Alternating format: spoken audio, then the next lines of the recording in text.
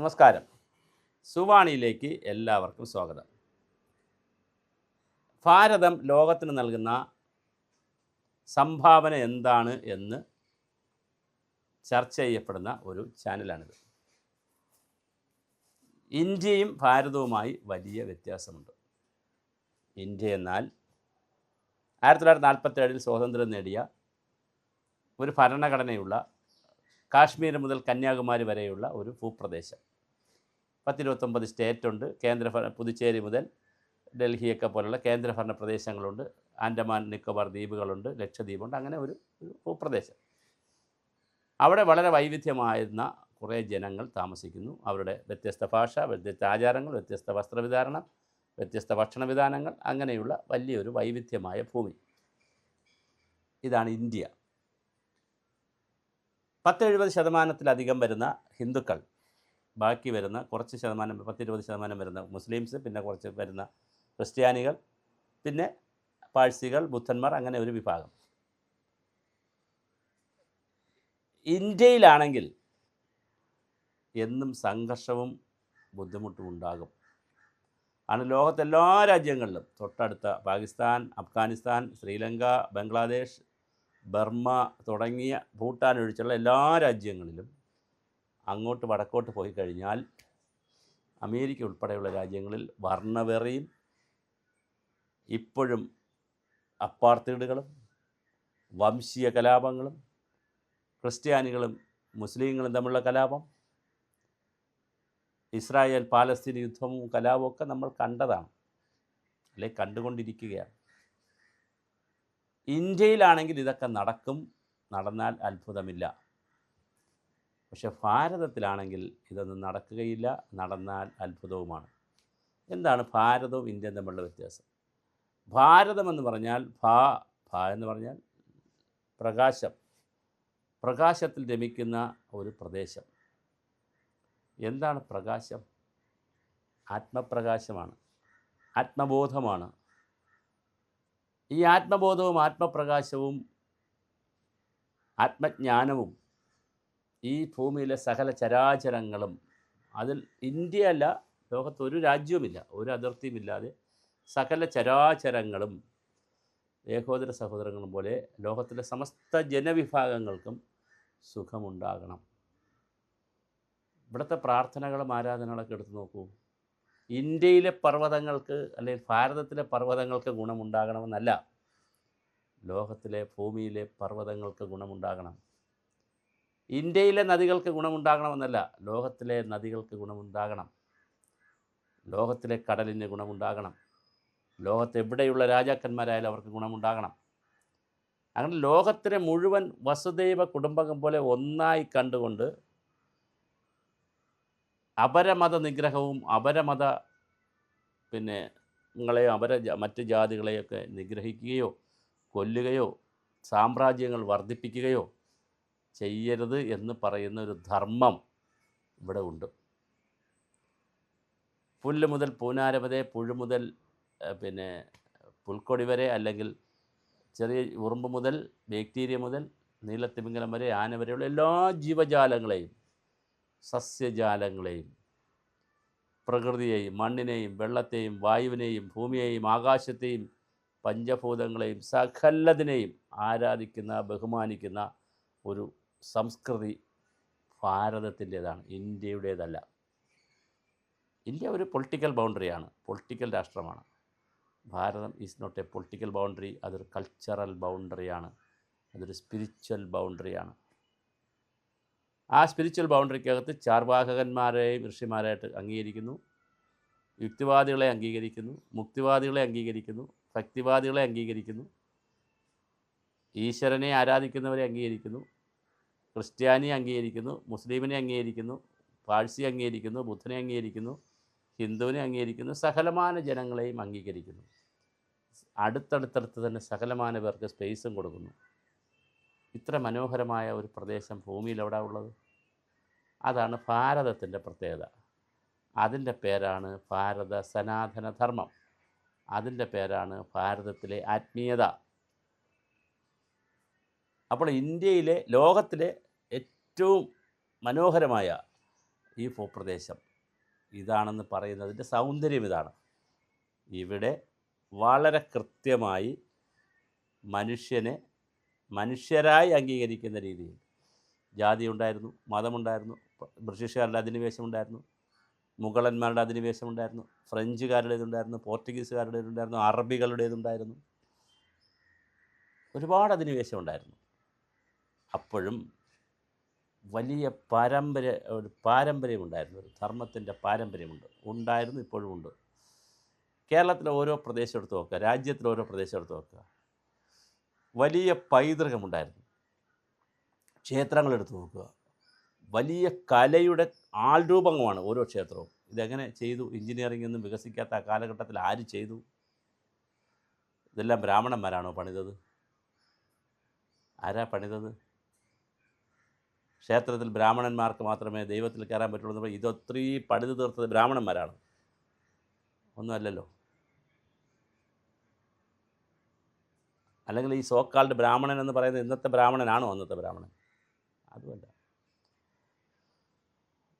അപ്പോൾ വളരെ രസകരമായ കൗതുകകരമായ ഒരു ഓലയെടുത്ത് അതിനകത്ത് ചെറിയൊരു അടയാളം ഇട്ടിട്ട് കോല് കണക്കാക്കി കെട്ടിടം വയ്ക്കാനുള്ള കണക്ക് കുറിക്കുന്ന ഒരു പേപ്പർ എടുത്തുകൊണ്ട് ഒരു ഓല എടുത്തുകൊണ്ട് വരാൻ പറയും. അവിടെ കിടക്കുന്ന ഒരു ഓല എടുത്തുകൊണ്ട് വന്ന് ഒരു പേപ്പർ എടുത്തുകൊണ്ട് വന്ന് അതിനകത്ത് ഒരു ബ്ലേഡ് കൊണ്ടുവന്ന് അല്ലെങ്കിൽ കത്തി കൊണ്ടുവന്ന് 4 വെട്ട് വെട്ടി അത് ഉപയോഗിച്ച് മുഴക്കോല് പോലെ ആക്കി അതിൽ വെച്ചിട്ട് ഇവിടെ കെട്ടിടം വെച്ചിരുന്ന വലിയ വാസ്തുവിദ്യ ആര് കണ്ടുപിടിച്ചത്? ഏത് എഞ്ചിനീയറിംഗ് കോളേജാണ് പഠിപ്പിച്ചത്?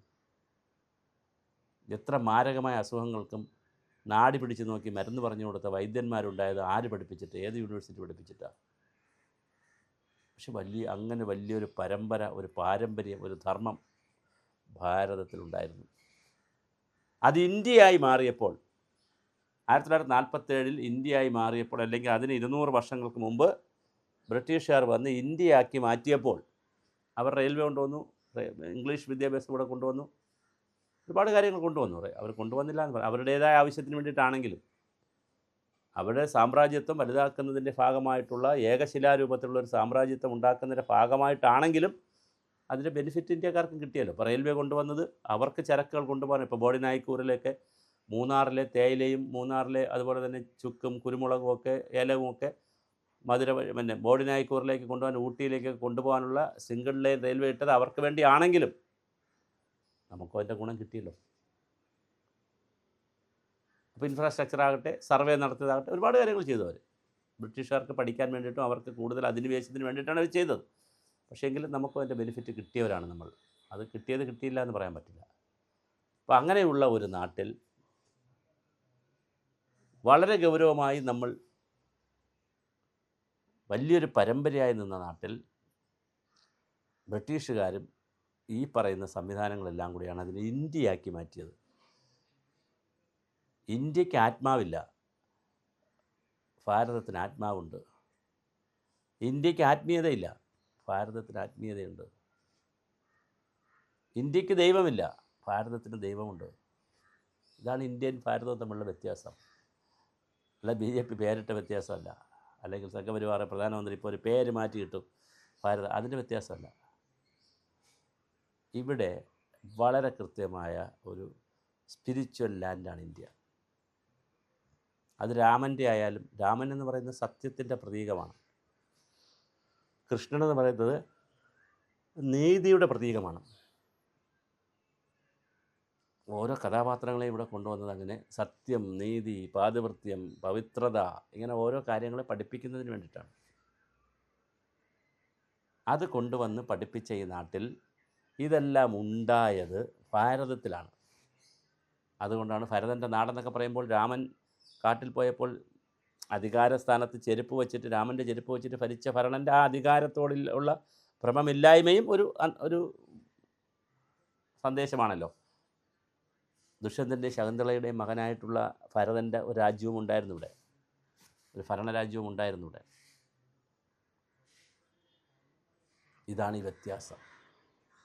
ഈ വ്യത്യാസം നമ്മൾ പഠിക്കണം. ഇന്ത്യ ആകുമ്പോൾ ജാതിയുണ്ട്, ഭാരതമാകുമ്പോൾ ജാതിയില്ല. ഇന്ത്യ ആകുമ്പോൾ നിരീശ്വരവാദമുണ്ട്, ഭാരതമാകുമ്പോൾ ആത്മീയതയുണ്ട്. ഇത് വളരെ രസകരമായി പഠിക്കേണ്ടുന്ന, വിലയിരുത്തേണ്ടുന്നൊരു വിഷയമാണ്. കേരളത്തിൽ ഉത്സവങ്ങളുടെ നാടാണ്. ഏത് പ്രദേശമെടുത്താലും അവിടെ ഉത്സവങ്ങളാണ് പ്രധാനം. നിങ്ങൾ നഗരങ്ങളെടുത്ത് നോക്കൂ. തിരുവനന്തപുരം ആറ്റുകാൽ പൊങ്കാല, ശ്രീകൃഷ്ണസ്വാമി പത്മനാഭസ്വാമി ക്ഷേത്രത്തിലെ പൈങ്കുനി മഹോത്സവം, ആറ്റുകാൽ പൊങ്കാല, ഇതാണ് തിരുവനന്തപുരത്തിൻ്റെ വളരെ പ്രധാനപ്പെട്ട ജനങ്ങളെ പങ്കെടുക്കുന്ന പരിപാടി. അങ്ങോട്ട് പോയാലോ ചക്കുളത്തുകാവ്, പിന്നെ അങ്ങ് പോയൊക്കെ ചോറ്റാനിക്കര, പിന്നെ ചെട്ടിക്കുളങ്ങര, ഏറ്റുമാനൂർ, വൈക്കം, ലക്കത്തപ്പൻ, ഗുരുവായൂർ, ശബരിമല, ഇങ്ങനെ എടുത്തു നോക്കൂ. കേരളത്തിൽ തൃശ്ശൂർ പൂരം, വടക്കുംനാഥ ക്ഷേത്രത്തിൻ്റെ, കേരളത്തിൽ എവിടെ നോക്കിയാലും വളരെ കൃത്യമായ സ്പിരിച്വൽ എവേക്കനിങ് നടന്നിട്ടുള്ള ഒരു നാടാണ്. ആദിശങ്കറിന് ജന്മം കൊടുത്തു, ചെറിയ കാര്യമല്ല. ഗുരുദേവന് ജന്മം കൊടുത്തു, ശ്രീനാരായണ ഗുരുദേവന് ജന്മം കൊടുത്തു, തൈക്കാട് അയ്യാ ഗുരുവിന് ജന്മം കൊടുത്തു, ചട്ടമ്പി സ്വാമികൾ ജന്മം കൊടുത്തു, ഭാരതത്തിലാണെങ്കിൽ ശ്രീബുദ്ധന് ജന്മം കൊടുത്തു. ഇത്ര വലിയ നാടാണ്. സ്വാമി വിവേകാനന്ദന് ജന്മം കൊടുത്തു, ശാരദാദേവിക്ക് ജന്മം കൊടുത്തു, തൈക്കാട് അയ്യാ ഗുരുവിനെ പോലെ തന്നെ വൈകുണ്ഠസ്വാമികളുണ്ട് ഇവിടെ, അയ്യങ്കാളിക്ക് ജന്മം കൊടുത്തു. കേരളമെടുത്താൽ പൊയ്കേലപ്പച്ചനെ പോലെയുള്ള കേരളമെടുത്താൽ തന്നെ വലിയൊരു പരമ്പരയുണ്ട്. ഭാരതമെടുത്താലോ ശ്രീരാമകൃഷ്ണ പരമഹംസർ, രമണ മഹർഷി, എന്തൊരു പാരമ്പര്യമാണ് ഭാരതത്തിനുള്ളത്. അവരെല്ലാം അധികാരത്തിൻ്റെയും കാശടിക്കുന്നതിൻ്റെയും അഴിമതിയുടെയും അവമതിപ്പിൻ്റെയും പ്രതീകങ്ങളായിരുന്നോ? അല്ല. അപ്പോൾ അവിടെ ഒക്കെ വളരെ കൃത്യമായിട്ടുള്ള ഒരു ഭാരതമാകുന്ന സ്പിരിച്വാലിറ്റി വളരെ കൃത്യമായി ഉണ്ടായിരുന്നു. അത് ലോകത്തെ എല്ലാ രാജ്യങ്ങളിലും ഉള്ളതല്ല. അതാണ് ഞാൻ പറഞ്ഞ വ്യത്യാസം. ഈ ഒരു ജിയോഗ്രഫിക്കൽ ലാൻഡും ഒരു കൾച്ചറൽ ലാൻഡുമായിട്ടുള്ള ഒരു വ്യത്യാസം ഭാരതത്തിലുണ്ട്.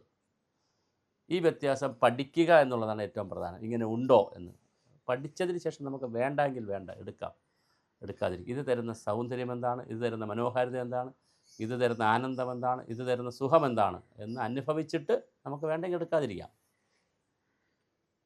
പക്ഷേ നോക്കാതെ, രുചിച്ച് നോക്കാതെ തള്ളിക്കളയുന്നത് ശരിയാണോ? അപ്പോൾ അതുകൊണ്ടാണ് പറയുന്നത്, ഇന്ത്യയിൽ